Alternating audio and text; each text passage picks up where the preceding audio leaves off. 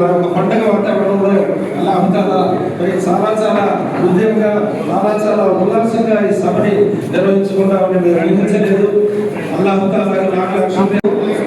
किस्मत देखो minority chairman हज चेयरमैन साहब आज आप इतना को करो कितना नसीब है देखो किसे देखो नसीब आपको नसीब है వారికి శాలువా వేస్తూ సత్కారం చేస్తూ ఉన్నారు.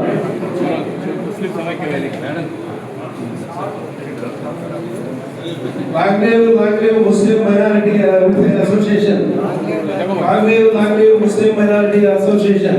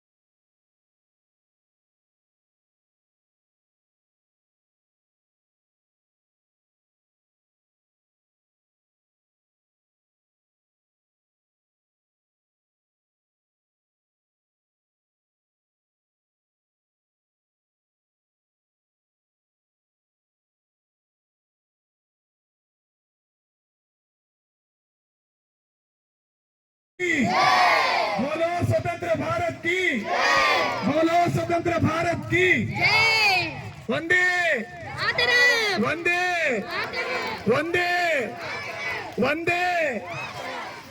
बोलो स्वतंत्र भारत की। East and west, east and west, east and west. बोलो स्वतंत्र भारत की वंदे वंदे। తెలుగు సార్ చెప్పండి ఏమా దేవుడు చెప్పు చెప్పమ్మా నువ్వు చెప్పు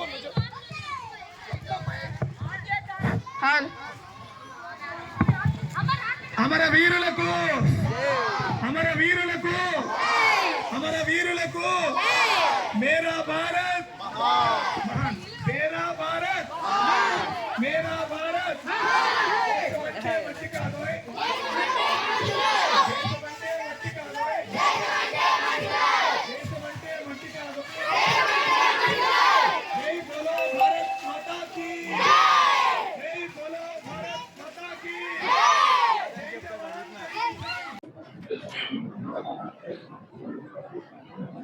ఈరోజు ఆంధ్రప్రదేశ్ ఆర్టీసీ మైనార్టీ యూనియన్ వారు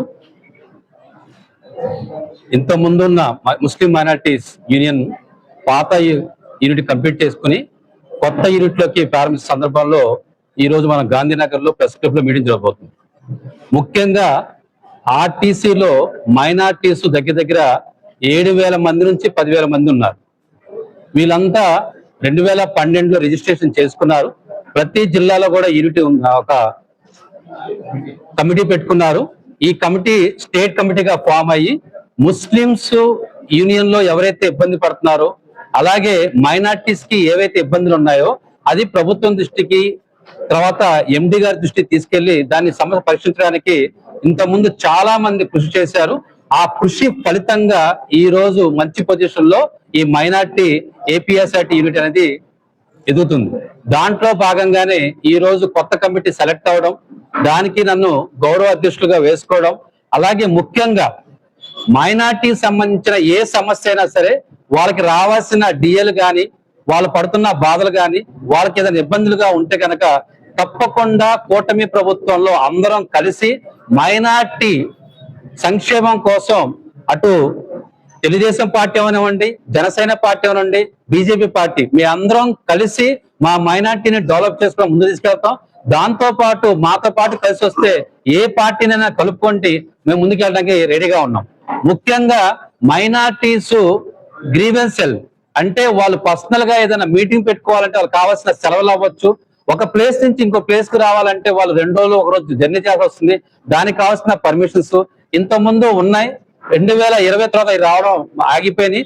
దాన్ని దృష్టిలో పెట్టుకొని ఈ రోజు కమిటీ అంతా కూర్చొని డిస్కస్ చేయడం జరిగింది. దాంట్లో భాగంగానే నాతో పాటు హజ్ కమిటీ చైర్మన్ గారు కూడా వచ్చారు.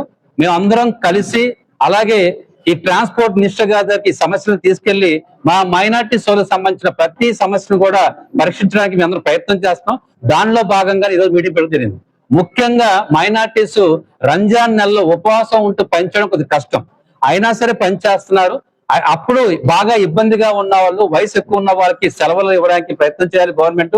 అలాగే వాళ్ళు 5 పూట్ల నమాజ్ చేసుకుంటా ఉంటారు. నమాజ్ కి వాళ్ళకి ట్రాన్స్పోర్ట్ కి ఇబ్బంది లేకుండా, వాళ్ళకి ఇబ్బంది లేకుండా 5 పూట్ల నమాజ్ చేసుకోవడానికి కూడా కొద్దిగా అవకాశం ఇవ్వాలి. అలానే మేము ట్రాన్స్పోర్ట్ ని ఎక్కడ ఇబ్బంది పెట్టడం మేము చూడట్లేదు. రెండోది ఇంకో విషయం ఏంటంటే, ఎక్కడైనా యాక్సిడెంట్ జరిగినప్పుడు లేదంటే పొరపాటు జరిగినప్పుడు దాన్ని ఒక పెద్ద ఇష్యూలా కాకుండా ఒక మైనార్టీస్ ని అంటే మిగతా కులాలను తక్కువ చేసి మైనార్టీస్ ఎక్కువ చేయడం, మైనార్టీస్ ని తక్కువ చేసి మిగతా ఎక్కువ చేయడం కాకుండా అందరినీ కలుపుకుంటూ ఒక సమస్యని పరీక్షించేసే విధంగా మేము కూడా తోడ్పాటు చేస్తామని చెప్పేసి, అలాగే మైనార్టీస్ ఎక్కువగా ఉన్న ఏరియాస్ రాయలసీమ జోన్ అవనివ్వండి, అలాగే ఉత్తరాంధ్ర, కోస్తాంధ్ర, అలాగే గోదావరి జోన్స్, ఎక్కువగా రాయలసీమ జోన్ లో ముస్లిమ్స్ ఎక్కువ ఉంటారు, పాపులేషన్ కూడా ఎక్కువే. కానీ ఇక్కడ అదృష్టం ఏంటంటే ఆర్టీసీలో కూడా ఎక్కువ మంది రాయలసీమ జోన్ లో ఉన్నారు.